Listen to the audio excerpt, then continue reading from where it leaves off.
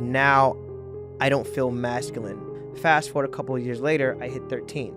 Well, now it's not him, it's a friend's mother. And so it's not like God wasn't talking all throughout trauma and that I hadn't had spiritual encounters, but now I can't hear him or see him anymore because all I see it is through the lens of my phone.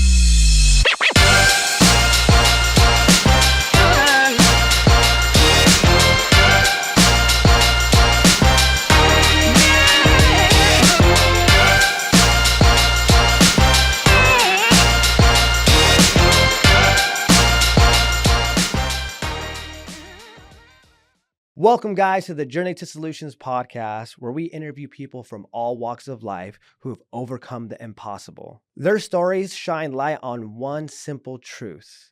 No matter your pain, no matter your past, with the power of God, anything is possible. And today, we're blessed to have this special guest who I know very personally, who is the CEO of Heart to Soul Legacy. He's a genuine person who loves people, loves ministry, loves helping people who suffer with addiction, trauma, mental health. Why? Because he's been through pain and he's found a way to heal. So he wants to shed light to those to give them hope to get them out of that dark place. So I want to introduce my special friend, Manny Griffen. Man, thank you, Fausto. I'm honored to be here with the Journey to Solutions family. You guys are doing some amazing things, honestly. I know that I've known you for a minute now, like it's been a while. And I forgot what the quote says, but basically something like don't what was it? Don't despite somebody for their humble beginnings or something of that nature. And it's just kind of amazing to see how God has been growing you personally as well as the company. So I'm blessed to be a part and, collab a lot of the times with you guys. So thank you for having me. Yeah, no, we appreciate you making the time. I know you had a far drive from LA, and people don't know LA traffic is no joke. Yeah, it's legendary. It's legendary. I heard their horror stories before I moved here, and I'm like, it can't be that bad. It's only 2 miles, and 30 minutes later, I'm still in the car. So for sure. Yeah, it can be mentally draining. So I just appreciate you, making the time for this because I know time is our most valuable asset. Absolutely. And so real quick, before we kind of get into your story, what exactly is the mission and the vision of Heart to Soul Legacy? Ooh, that is a loaded question because, people like me and you that have ADHD, I feel like the mission changes every day. It changes on the day or how I feel. Real quick, what people don't know is the intro that's on this video, Manny knows because I have ADHD. I literally have to write it down because it'll change every single time if I try to just say it. And it took me a bunch of takes, but continue. Well, I would say that the mission is in the name, Heart to Soul Legacy.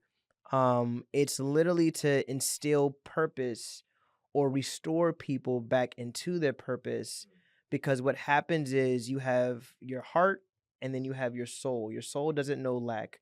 Your soul doesn't know fear. It doesn't know anxiety, any of those things. But these are all matters of the heart based upon trauma, circumstances, different things we've gone through. So what we do is go back and align the two so that you can walk in your purpose. And we normally do that just through group facilitating, consulting, and different things of that nature. No, I love that. So it sounds like, just really about helping people in different ways. And I've seen you do it, right? I see how your message is just to spread hope to the masses, right? Whether you're a believer, not a believer, whether you're a drug addict, not a drug addict, the reality is everybody needs healing and everybody's recovering from something. Absolutely. And and you're really good at it too, because you're really good at teaching. You care about the people and you're charismatic, which I believe when people want to heal, they need someone to look up to. Absolutely. You know what I mean? And it's a beautiful thing that you have that gift of being a magnet that people want to look up to. So I'm blessed to know you. And so you're doing all these amazing things, Manny. And I love that. And I mean, you look like you're completely healed, right? Look at that. You look fresh, clean, and all good to go. But I want to know, like, who was Manny before all this? Like, what's a little bit about your story? Run me through, because I feel like, I know you personally, but the people watching don't. Yeah. Well, with Heart to Soul Legacy, every lesson that we teach, whether it's in group coaching, whether it's in individual coaching, whether it's in relationship coaching or professional, it all comes from a place of pain or areas within my life or the team where we've fallen short at. So I'll start just with myself. So I'm a survivor of sexual trauma. My story, well, actually, rewind. Before that, because There's there was more? there's more. There's more. There's more. So my parents, I grew up in a military family. I also grew up, they became ministers or pastors. Mhm, But my father, for a while, he battled with alcoholism and different things that just come with being in the military.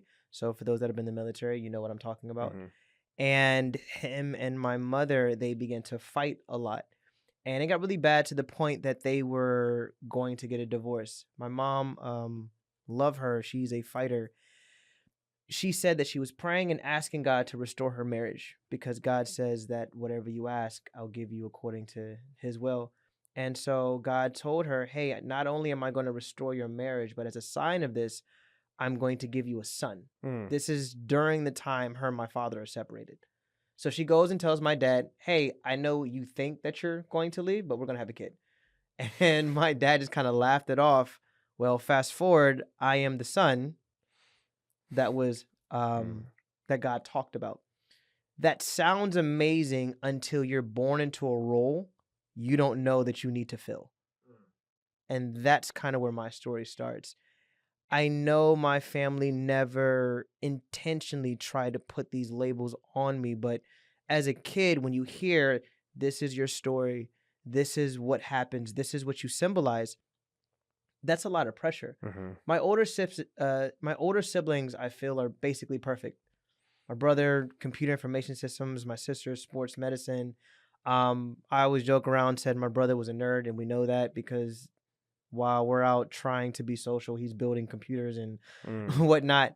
And here I come, long hair, want to party, hug a tree, all of those things. And so what happened was, like I said, super charismatic. And what happens, my father, he would also say things like, living up to the Griffin legacy. Or Mm. living up to the last name that was kind of given. This is what we stand. We're a strong people. We come from strength. And I got these lessons going on. Well, going fast forwarding, that is my understanding of my role in the family. The very first sexual experience I ever had was at 11 years old, and that was with a male teacher. Mhm. And it started off as being teacher's helper. So what happened and why that role even happened was because my father was very big in ministry, and so my mom, same thing. So it's almost like I felt that, hey, you guys had time for everybody else, but when it comes down to me or for us, I just don't feel it. And I know they did the best they could, and I'm super grateful. So would you say you kind of always had like this mindset of kind of looking for like a male figure, whether it's teacher, any older male, it's Absolutely. always looking for that guidance. Absolutely. And the thing is, I'm the youngest, and my older siblings are 10 and 12 years older than I am. Oh, they're that much older than They're you. that much. I Oh. wasn't supposed to happen. That's what you okay. And so now, even though I had siblings, it feels like I'm an only child. Yeah. And so I want validation. That always Of started, course. again, my parents, because they're military. I'm learning that validation comes from what I can accomplish. I want to be perfect. I want to performance, performance, self-worth. transactional. Yeah. My brother's doing amazing in school. I have to follow in his footsteps. Why? Because I'm the Griffin, and not only that, I'm the answer to prayers that all of these things are going. And so it's a lot of pressure. And so I've always been charismatic. I've always been the weird kid that gets along with everybody. That's just my personality. We talked about that. And what happened was this teacher, he began to ask me to stay after class to kind of help clean up. Well, that's validation. Every time I would do it, You need me. Yeah, you need me. Like, cool. every time he would do it, now I'm getting, candy, or I'm doing this or whatever case. And then I remember him wrestling with the boys in the class. So me and like 3 or 4 other boys would like jump on him. And as a kid, you're not thinking anything's weird because we're wrestling. Yeah. I do it with my big brother. I do it with other cousins. Right. And it started that way. It led to that. So all of a sudden now he wants you to sit on his lap. Still not registering what's going on. And this progressed for a while. And then eventually, when people are going to recess and for gym, he's asking me to stay back. And then it started to, well, he's helping me go to the bathroom. That's how it progressed. Now, all of a sudden in the bathroom, oh, well, this is how you do it. And I'm not thinking anything of it because at the time, it's just like, well, guys go to the bathroom together or whatever. Yeah. And that's when it basically started to where I began to feel uncomfortable. But as soon as I began to feel uncomfortable, he made it seem like I was the one being weird. This is what guys do. This is just kind of whatever. So it started from touching and different things of that nature, progressed to then now after eventually there's the full-blown penetration and those kind of things. Well, once that happens, all of a sudden now I'm super, I feel super guilty. Why do you feel guilty? Because of my spiritual beliefs. Because I'm a Christian, I'm taught that this right here is bad and that this is a sin. But now I feel it's my fault because of the things that he's been saying. Which is crazy, right? Because when you look at it logically, right? Like if we're watching a movie of that, you look at it's obviously the adult's fault. You're a kid, right? But when you're in it, it's crazy how our psyche will. It's on me. Yeah. Right. Okay. So right now, so this thing's happening, right? It gets to that point. You're seeing the grooming, right? Which that's what they talk about, right? There's a lot of grooming that gets involved, right? It's a very slow process. But now it happens and now you're feeling guilty. So what do you do with those emotions moving forward? So what that happens is now I don't feel masculine and I feel, hey, I'm not attracted to the same sex, but clearly it's my fault. I must have put something out in the universe for this guy to feel okay. Right. So the first segment was that's when I got into pornography because I'm trying to understand what's actually going on. Yeah. Let me see an example. Fast forward a couple of years later, I hit 13. Well, now it's not him, it's a friend's mother. And what happened was she started off by saying, wow, you're so attractive. You have pretty eyes. You're going to drive all the ladies mad. There, all those things. And now, validation. Oh, this makes sense. This will balance out what happened I was going to say over there. Yeah. So it started to where now the hugs are getting longer. I'm walking around and she's happened to use the bathroom with the door open. Things of that nature. Well, all of a sudden things happen there. And that one, I don't feel guilty. I feel good about it because it balances out the negative. Yeah. So I get addicted to that feeling. So for a while now, I'm saying, well, let me show how masculine I am. Because now we're talking, culture, the amount of women you talk to, whatever you're doing, that shows how manly you are. That's all I'm hearing. Yeah. So that's one side, but I have the other side, which is God loves you. You're supposed to be better. So now this is where that duality begins to come out of. Now let me ask you this too, for maybe the listeners that don't know what you mean by, because I know what you mean by balance it out, right? Okay. For a listener that goes, what does he mean by balance it out? So balancing out is when here's how the brain deals with trauma. Okay. It normally re-traumatizes itself to try and heal from a previous wound. So you'll find yourself in similar situations, not because I'm choosing to, but subconsciously, this is the brain's way of, hey, here's how you healed. So guess what? All of a sudden, I'm groomed by this man. He started out by also talking about compliments and this or whatever the case may be. Oh, wow. Okay, here's another adult leadership type figure who is now giving me validation and compliments. So I begin to follow the compliments because I need validation. That's what I mean by balancing out. So when she does whatever she does, as far as we hook up and we had sex and stuff, or she experimented, I should say, more than anything. It feels good because you're talked about. Oh, it's an older woman. This is the goal. You want to get an older woman. This is the proof of masculinity. And for you too, to also like kind of for your psyche, be like, well, if a girl likes me, and all this happened with a woman, it erases what the guy did. Absolutely. Because I know, like, for me, I had that situation. For me, it was, because again, and this is not to talk mean on anybody, right? I'm not saying that, like, I have a ton of gay friends. I'm not saying I'm against gay. I'm not. Yeah. But when I was younger, I'm into women, but when that happened, then it confused me. Yeah. And so part of me was like, well, I get hooked when a woman would give me attention or validation, because it was like, oh, okay, that fear that I had in my brain that I thought was messing with my head. Okay, it's not true because this girl likes me. So, okay, I am. Okay. And so I would find myself seeking that almost to like erase it. Yes, absolutely. Okay. Because again, now I'm stepping into a role where, hey, call Emmanuel, call Manny, because all the girls like him. All this is going on, whatever case may be, which is now I'm getting validation from peers. Okay, the more women I can talk to, the more I can pretend or be this role or character, no one will ever find out what happened, okay? No one will ever find out that I've been through whatever I've been through. And so I began to chase that validation. The other thing, and I don't think I actually told you this one about, the other thing that added to this was after this process, my very first girlfriend cheated on me. What age? I was like 13, 14, like Okay. 14, like right after. So this is right after the older right mom. after the older woman. Okay, so older woman. Now you get a girlfriend. Now in I have school. a girlfriend in school, and what happened was she was my girlfriend, and then we went to different schools after the school year, but we would still see each other at like the rec center and different things that nature. And then I began to hear that she's talking to somebody else. Okay, she's talking now to an 11th grader who's a football player. Now, and this is why you guys are dating, right? Yeah, that's why we're dating. And then what happened? So obviously, when you hear someone's talking to your lady, what do you have to do? You have to go confront them because that's the rules of engagement. That's what makes you a man. That's what makes you a man. Yeah. I'm gonna let you be honest. I'm gonna be honest about it. That fight was not close, and it wasn't good for me at all. It was. You ever see the show where the Avengers? When the Hulk grabs, what is it, Captain America?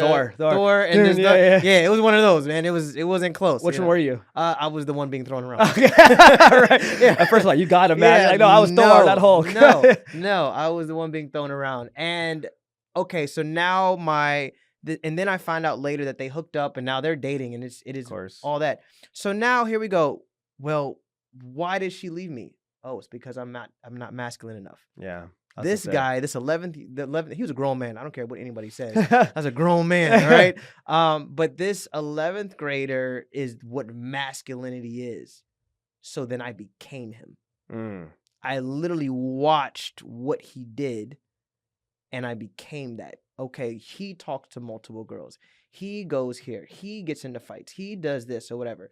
And so that is where, okay, now let's go party. Now let's go do this. Now let me go fit in. Now let me no longer care and become that kind of jerk that they talk about, the bad boy. But he goes to church, so he's a bad boy trying to be the best of both worlds.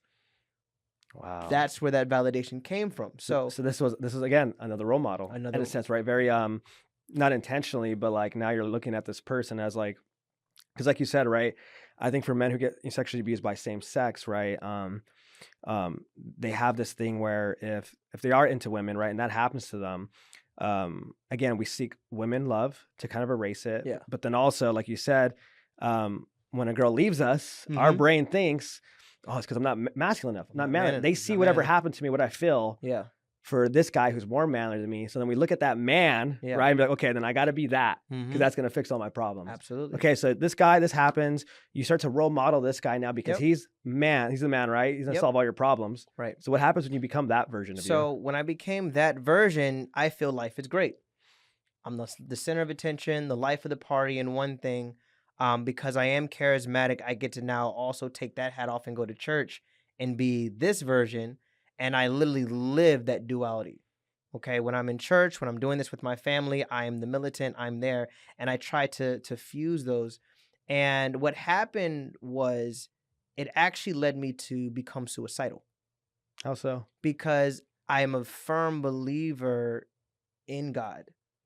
Even throughout everything that I've been through, there's never been a doubt that he's real. Now, I may not be a priority, but I've always felt that he's real. I always felt that I was called to a higher purpose. But for whatever reason, it's not doing or validating me the way that I needed to right now. So let's put that on pause and let me be this person. But the things I'm doing are against the very things I stand on. And it's because I can't stop the night terrors. I can't get the dreams out of my head. I feel when people are talking, they're telling, oh, Manny went through X, Y, and Z. So let me drink. And at this point, your family doesn't know. They have no clue. So I want to touch on that too. So at what age are you becoming this version? This badass? This is between 15 and 16. Okay, so 15, 16, you're becoming this badass. This happened to you when you're 11 and 13, was 11 it? and 13. 11, 13. You're playing this character now. Now you're getting suicidal at what age? It starts from like probably 16. So so high school, you're getting suicidal. High school. Okay. Yeah. So my first question before we go into the suicidal talk is, why weren't you telling your family? Because again, it's very common, right? Well, it's because my family is a very hard family.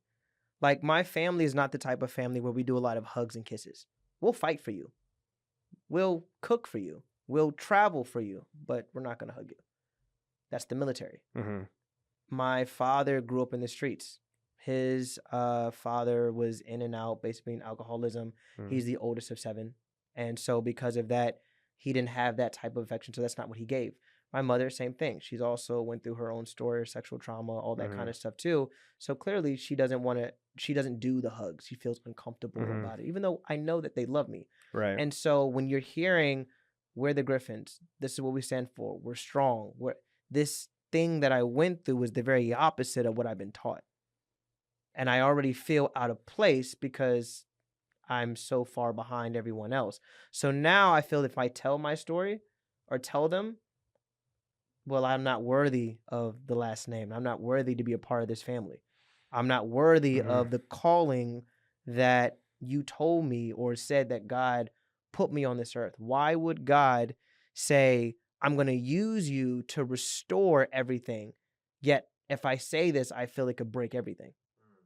That's where that conflict begins to go through. And again, this is all in your head, This right? is all in my Yeah. Never said this out. Yeah. Never went to therapy. Yeah. So go to therapy. Talk to somebody. Yeah. I never did it. These are the solutions I'm coming up in my head. Yeah. And I'm getting the validation, which I think is the answer. Mm-hmm. And those things, I remember giving myself pep talks before I would go to parties so I could make people happy. But I'm crying, I'm upset, I'm depressed. Mm-hmm. I don't even want to eat. I don't want to do any of those kind of things. I remember feeling like a hypocrite teaching people about the Bible, about a God that I'm angry with.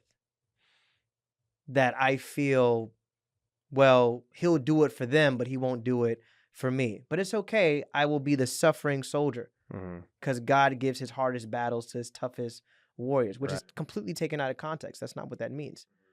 And so that's what led me to become suicidal. So that suicidal thing happened from high school all throughout college.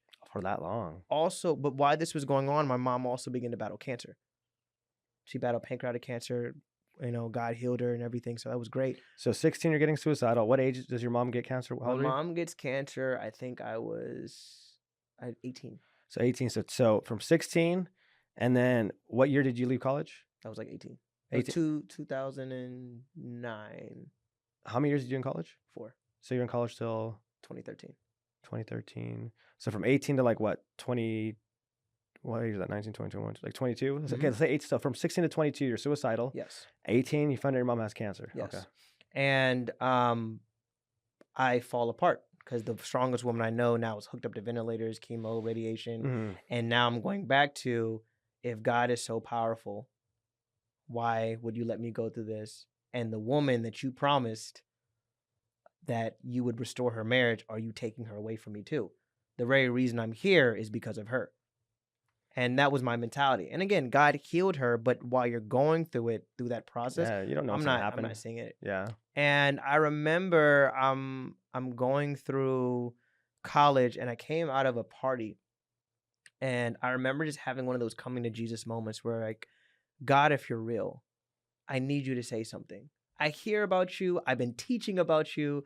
I have some experiences with you that are now behind the trauma, right? Because, you know, God speaks all the time. And so it's not like God wasn't talking all throughout trauma and that I hadn't had spiritual encounters, but now I can't hear him or see him anymore because all I see it is through the lens of my pain. And so I remember having that, said, God, if you're real, I need you to say something. And this is what he said. He said, it's in your name. And I said, that makes no sense to me at all. Whatever. Oh, what letter? What letter? You know what I mean? What name? And so me and you, we're very similar. Yeah. So I decided, okay, so I did a word study on my name. Well, what does my name mean? So when someone speaks out, what are they calling me? So my first name is Ryan. I don't actually really go by Ryan out here in business just because Ryan, I said, was the one doing all of this thing. So when I moved out here to California, I decided to go by my middle name, so to signify I'm doing something different. But Ryan means king. It means royalty. It means young ruler. My middle name, Emmanuel, which is why people call me Manny, it means God with us. The reason why I go by that name is because my mom said that when God told her I was going to be born, she told me that that was a name that was given. So I said, well, let me start going by the name that, if God, this is who you think that I am. But Emmanuel means God with us. And then my last name is Griffin, which is the king of mythological animals, the one that fights a dragon on a regular basis and wins. So when you put my name together, it's I'm a king, I'm royalty, who God is with, capable of slaying any dragon before me. That's what I got. So that's when you found out what your name meant. That's what I You found didn't out. know the whole time. No clue. Wow. And don't get me wrong, that was an amazing experience, but it didn't heal the pain. Right. But that was the beginning of when I actually began to invest in myself, and I began to fight back and different things of that nature. So that's kind of what pulled me out of some of that suicidal thing. And why do you think? What was fueling the suicidal ideations for you? You feel like The shame. And I think, and this is something that I think people don't talk about, because people that are on the outside of people that have a sex addiction, they just think, well, why do you do this? It just feels good. You can't control yourself. But people don't realize that when you're doing that and you're crossing boundaries and you're doing things that you don't, that you know that this is not what I really want to do, the shame that you get afterwards is immense, and it's enough to take you out. I remember punching the mirror because I just wanted to hit myself in the face when I would look after I would do something or whatever case may be. I remember wanting just to drink, or I remember just I wanted to end because I did whatever I did. Now I have to go to church the next day. People don't, it's not that this was a happy thing. And I think that's what people don't talk about. You look on the outside, oh, he's having sex, or he's partying, or he's doing selfish, he's so prideful, narcissistic, and thinking like it has, like we have this evil intent with it. absolutely. And all the while is I just want validation. And so would you say that sex was an addiction for like one of your first addictions? Oh, absolutely. Okay. Absolutely. Yeah, and I think what you said, right, it was your form of validation. And I think what people don't realize is just like addiction to drugs and alcohol, right? When you understand it's a disease, it's not like we want to do it, right? Yeah. I don't enjoy doing it like this, or to a point, it's not even enjoyable no more, but I still do it. Yeah. So yeah, it makes sense for you when it comes to like sex. It's the same concept, like you said. So absolutely. there's shame coming with it, and also too, instead of focusing, when people focus on that person's just a sex addict or whatever, they don't care about people. Look at them, are so selfish. But really, the question is, what is happening internally where they have to seek that out as such an obsessive play? And so for you, as you see your story, right? And so it feels a sex addiction, you're feeling shame, you're feeling suicidal, mom gets cancer. But then you have this God moment, right? We call them God shots, aha, moment of clarity. So you have this God moment. At what age was that? That was probably 21, 22. Okay, so towards the end of college. Towards the end of college. So you have this God moment, and then like, where did that start taking you? So that's when I believe that's when God, began to bring people in my life that just began to pour into me. Random older men, for whatever reason, would just take me under their wing. Now, was that easy for you to kind of fall into, or did you kind of have that, because you had that weird experience? Did it make you feel sketched out about having older men kind of guide you, or was the need for validation so strong that didn't even cross your mind? You're like, No, that one was hard because at that time I've stepped into bitterness. I'm resentful. I'm angry. And I've been taking care of myself for so long. I put on this, I don't need anybody. So now I struggle with authority because I don't trust authority.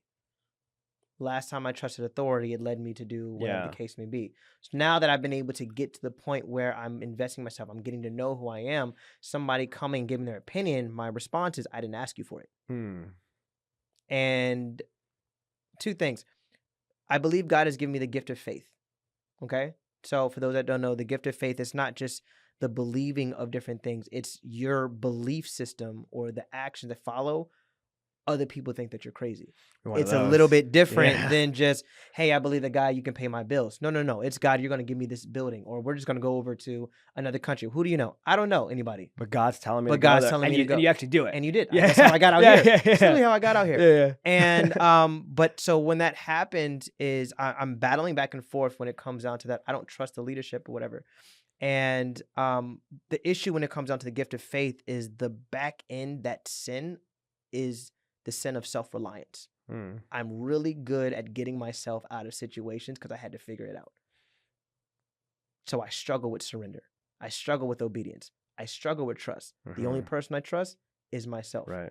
And so it was more of a resistance feel where I would, well, let me get a little information from you, but I'm not really going to be attached. Let me get this from you. And it took a lot of breaking, mainly in relationships, for me to recognize that I don't know everything. As you know, I went through a divorce. And every time I would get into a relationship, and that's why it's funny that now part of Heart to Soul is we actually help a lot of relationships. Because I'm like, man, I was horrible at them for so long. Yeah. But I feel that you say it all the time, your pain becomes your purpose. Right? Out of your misery becomes your ministry, those things. Yeah. And so that's where that came from. So when these men or older individuals begin to just throw things on me, God would be getting me or back me into a corner where I'm forced to listen. I build up everything falls apart. I build up everything falls apart. And every single time that something fell apart, something that one of these guys had said would click stick. finally. That's how it's almost like we're the type of people where I'm gonna do it my way. Yeah. Until I have no other way, and then I'll probably finally listen. Yeah, and that's what's happened. Yeah. And then as the healing journey began, then I began to actually seek out counsel. But that was just a sign of growth and maturity, and a lot of that just came from my own personal relationship with God. One of the things that really helped me out is I studied David. He's my favorite Bible character. I studied David because David was extreme highs, extreme lows. He did a bunch of different things. He killed people. He was into adultery. He was a worship leader. But at the end of everything, God said, this is my guy.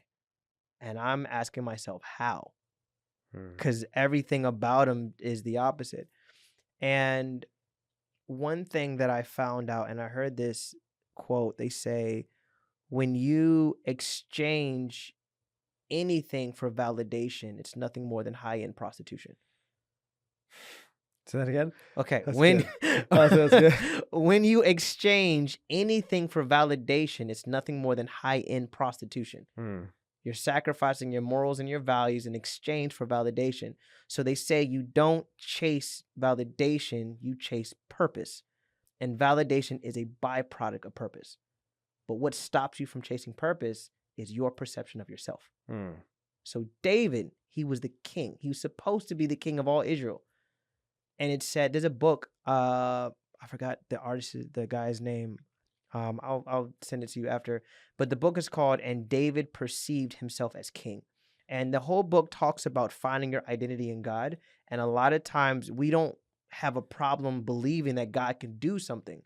We have a problem believing that God could do something through us. It's like that idea of like the imposter syndrome, right? God says I can do this. Yeah. But it's not that God's not making it happen. It's that I don't believe it can happen. Absolutely. So I avoid doing certain things because it doesn't matter how someone sees me. It's how do I see me? Absolutely. Yeah. And that was where I was at. My belief in God never wavered.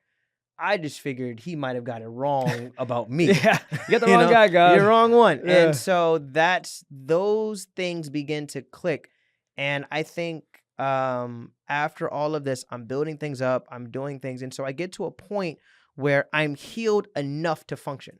And we don't talk about that either, right? I'm healed enough to function. I'm healed enough that I can go into circles and make a difference, but I still get to hold on to my trauma and pain and not let things go. The problem when you do something like that is it begins to seep out in everything. That's what happened when it came down to the divorce, right? Again, we both did things. She did things, I did things. But all I can do is take responsibility for my own actions. But if I go back and ask, why did I do the things that I did? It's because I never fully let go of some of those things that happened when I was a kid. And that's why the relationship suffered. It just seeped out. Anytime me and her get into an argument or I get into an argument with somebody else or feel inadequate, what do I have to do? I need to prove validation. Well, what has taught me is validation. Oh, women. And it becomes a cycle. Now, dang, I feel guilty, shameful.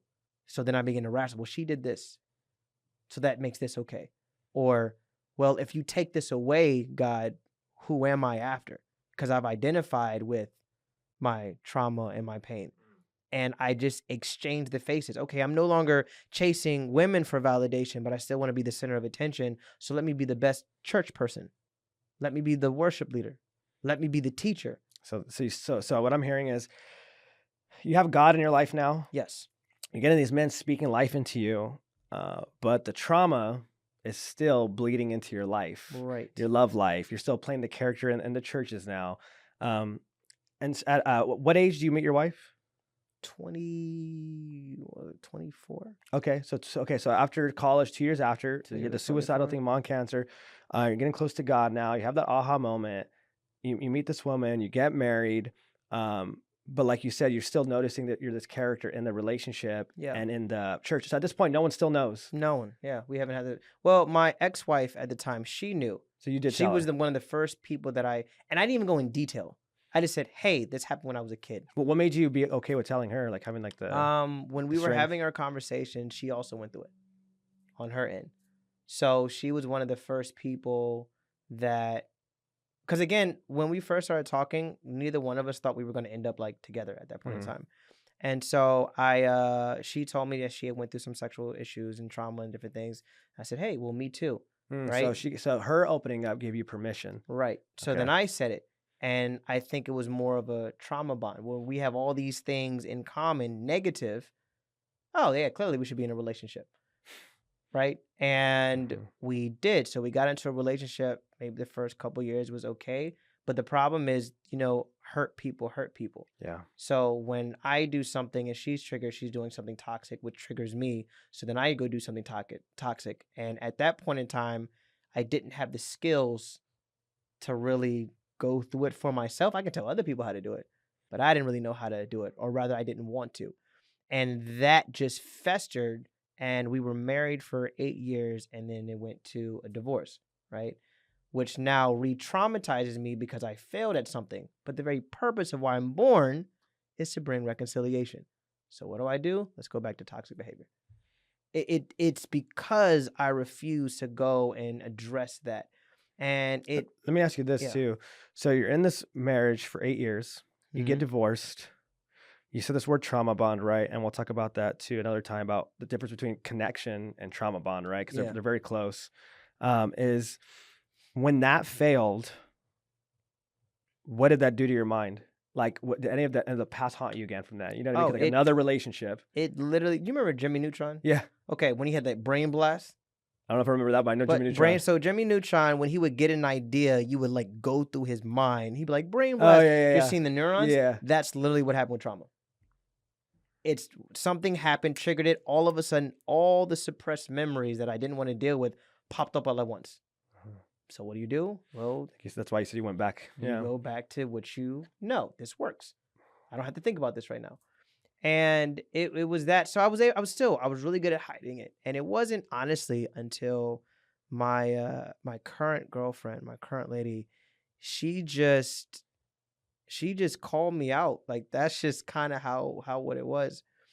And I remember having a conversation with her when she really began to see how much trauma and things were really going on. And I'll never forget, because at the time I'm trying to hide, I'm trying to sneak, I'm doing a bunch of different things. I'll never forget what she said. She said, Manny, like, every time that you go back to these type of behaviors or you do something like this, what you're doing is just re-traumatizing yourself. It's you going back and trying to rewrite the narratives from young. And until you actually surrender to God, you're never going to be free of this. But no one can do it for you. You have to be willing to do it. And I don't think I ever told her that, but it hit me to my core to recognize, why do I not trust God with my pain? But it's because of my perception when I grew up that, well, God, you put me on this earth to heal people, not for me to be healed. And I think once that realization happened, I began to actually have a conversation with God, as in, what do I do with this? And then all of a sudden, he began to give me strategies on how to get out. Here, well, this is where you're opening this door. This is where this altar or whatever case in your life is at, and this is how you're letting things happen.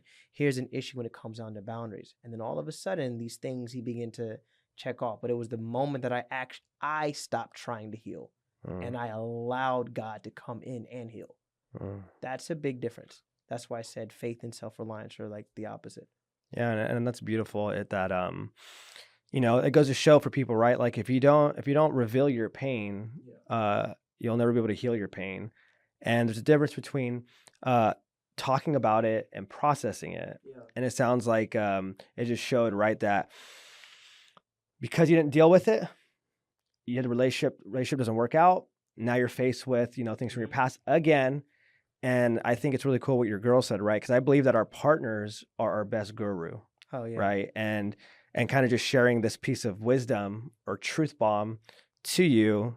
And I always say it always hits you when it's a revelation that we're having in that moment, right? Something we need to hear. Yeah. And it sounds like something that she said, which is powerful, right? It's like if you don't heal it, you'll just repeat it. Yeah. And it's true, right? You will repeat it subconsciously. You could try to avoid it as much as you want, but your subconscious is going to control you whether you like it or not. Yeah. And so you hear this thing and you realize it now, like this is something I need to deal with. How did you start dealing with it? You have to attack it like it's trying to kill you.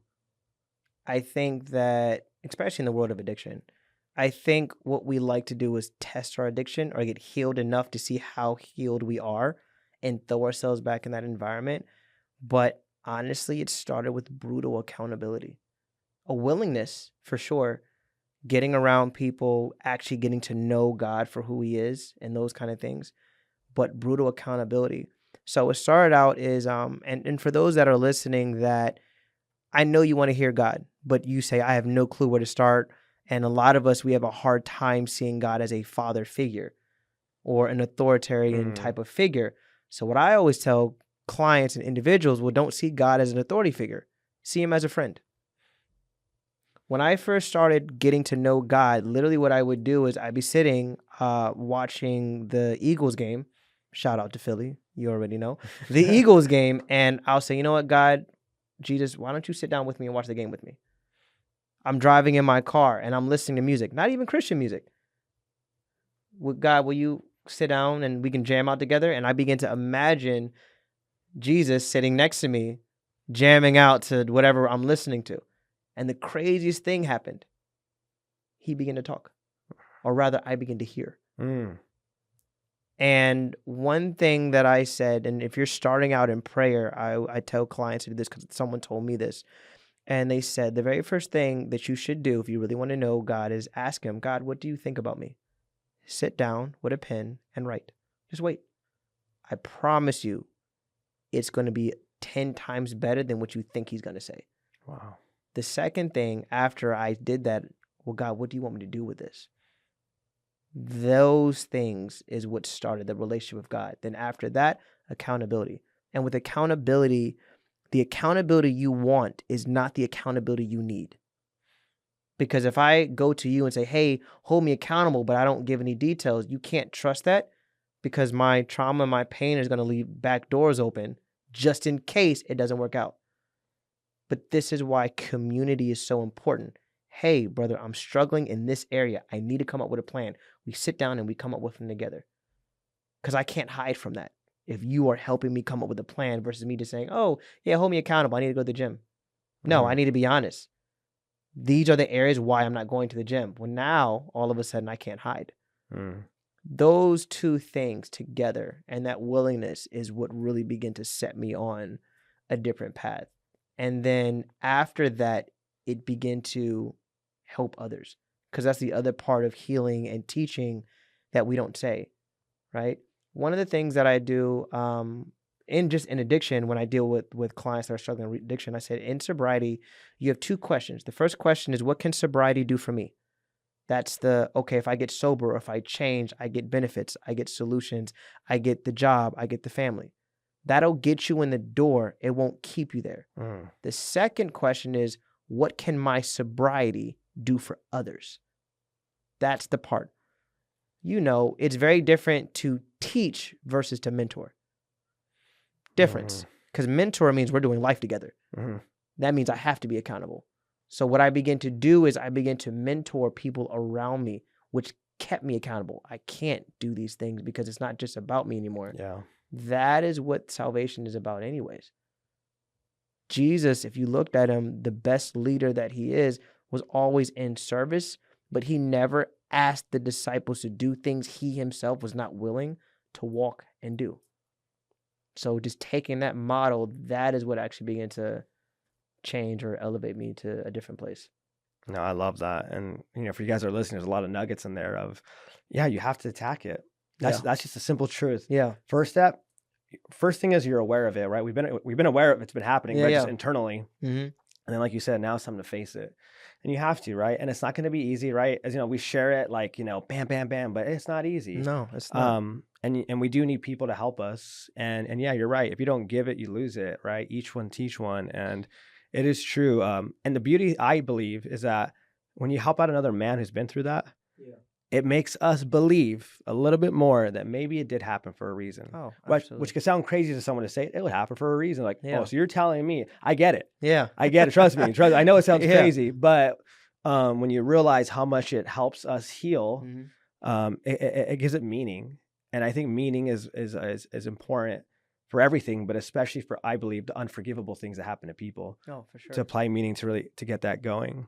So I love that. And so, I'm going to bring you on for multiple episodes because I want to talk about, marriage. How do you navigate divorce? That's going to be a big one. I want to talk about, a lot more about God. So we're definitely going to bring you on. And so for this episode, I think it's perfect that we focus on, you're doing amazing things now, but we get to hear your story of trauma and how it's affected you. And you get to see these patterns of things like that. And now you're healing. So this last part are speed questions. Okay. So the first one is, what are 3 books that you recommend for someone to read that would transform their life? Well, obviously the one was, and David perceived himself as king. Is definitely one. The other one is called Living Fearless by James Mast or Dale Mast, one of the two. And then actually the next one that was actually really influential was called The Power of Habit. That's a good one. Those 3. Okay, so those 3 books. And then my next question is, what was one mindset shift that completely transformed your life? Okay.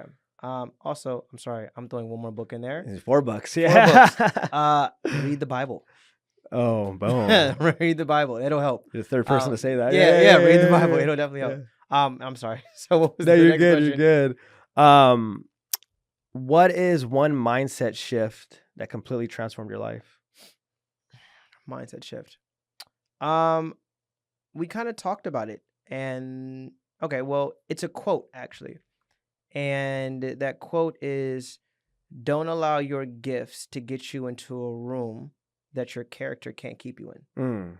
Say that one more time. That's really good. Don't allow your gifts or your talents to get you in a room that your character can't keep you in. Wow. I believe God says yes and blesses us, but he blesses us based upon what we can handle or what we're willing to sacrifice to handle the blessing. And again, I always have had the gift of gab and I can talk to people, but because I didn't have boundaries or things in place, doesn't matter how many times I climbed or talked my way into a room, eventually my character would always be pulling me out of it. Mm-hmm. So I had to go back and now work on my character. So now as I walk into rooms, that's not going to happen. Yeah, and that's good. That's why they say like talent gets you there, but character keeps you there. Absolutely. And that's why they say there's a lot of talented people, or the most talented like in the graveyard. Yeah. Because sometimes, when you're talented, what it does sometimes is it's kind of like being like like being really smart, maybe academically. And so from like kindergarten to high school or colleges to life is easy when it comes to what we're focusing on, right? Academics, when that's our life.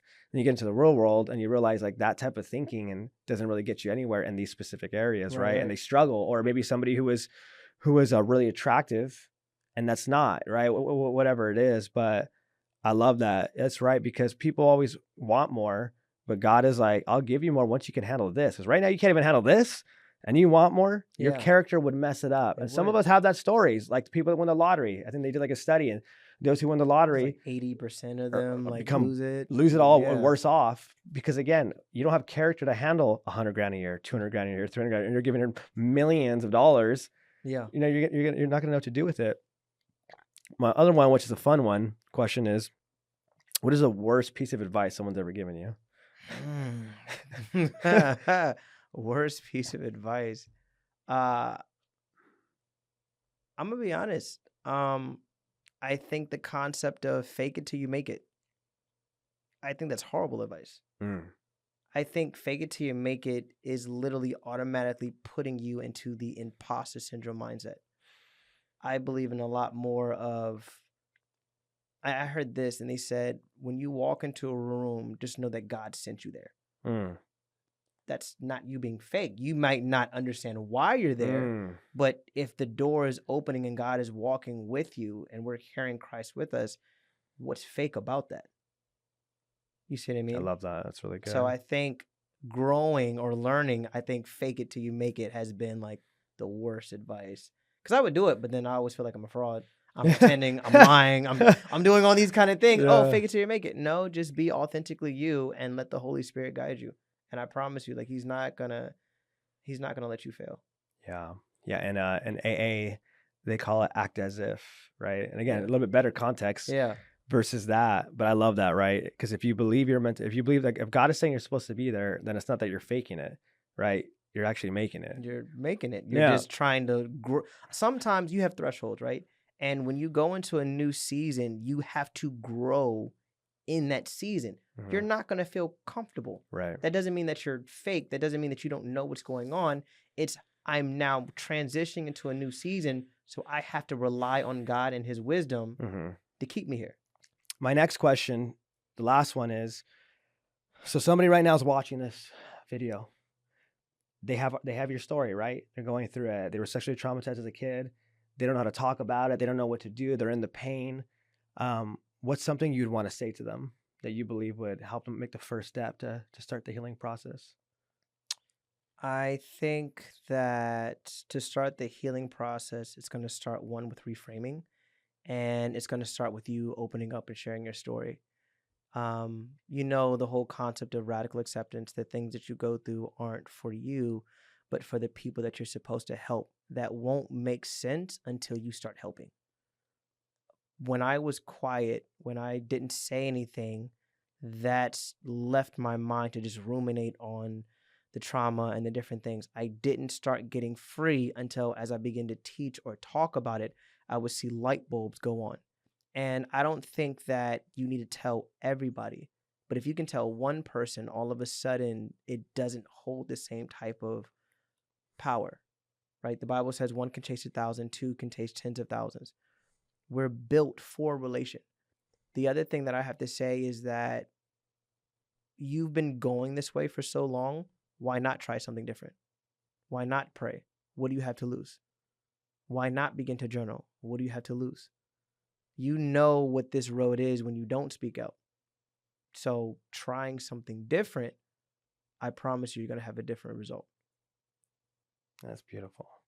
And man, I just want to say thank you so much for being here and making this time. Where can people find you? Absolutely. Thank you for having me. Mm-hmm. So the website is heart2soullegacy.com. So heart, the number 2, soullegacy.com. You can go on the website there. The Instagram is heart2soullegacy. I would recommend going towards the Instagram first, and we can filter you out to the other avenues of things you need, whether it's personal coaching, whether it's facilitating, whether it's couples coaching. We're working with quite a few amazing individuals that all have experiences, whether it's with addiction or sexual trauma or whatever the case may be. And we're also dealing a lot with a lot of first responders as well, dealing with behavioral integration. So how do you balance work and home from stressful situations? So, but the Instagram would probably be the best. So Heart to Soul Legacy would be the Instagram. And from there, you can find everything else that we're doing. No, I love that. Well, Manny, I just want to say thank you so much for being here. Thank you for having me. Thank you for making time. I know there's a lot of nuggets of wisdom, and people are gonna heal. And thank you for being you, because people need more people like you that have childlike faith and truly are people centered and God centered. Because a lot of people are being taken advantage of, and we work with a lot of vulnerable people, and these vulnerable people have been taken advantage of their whole life. Yeah. And it's really important for people like you, that you play this character in people's lives where they are safe. And I truly believe you need to feel safe to heal, Yeah. right? It doesn't matter what you say, it doesn't matter what you know. It's, can you make them feel safe Mm. so they can have that ability to be radically vulnerable to heal Yeah. into what God's always made them to be. Absolutely, man. Thank you for having me. It's always a pleasure. We always have fun. Yes, we do. And this is what it's about. And I know for you guys watching, whether you're on that side of the screen or you find yourself here, you do have a purpose. And I was always taught that you are the answer to somebody's prayer. They're just waiting for you to make that connection, wait for you to get there. So don't hide your light. I love that. Well, thank you, Manny. Thank you.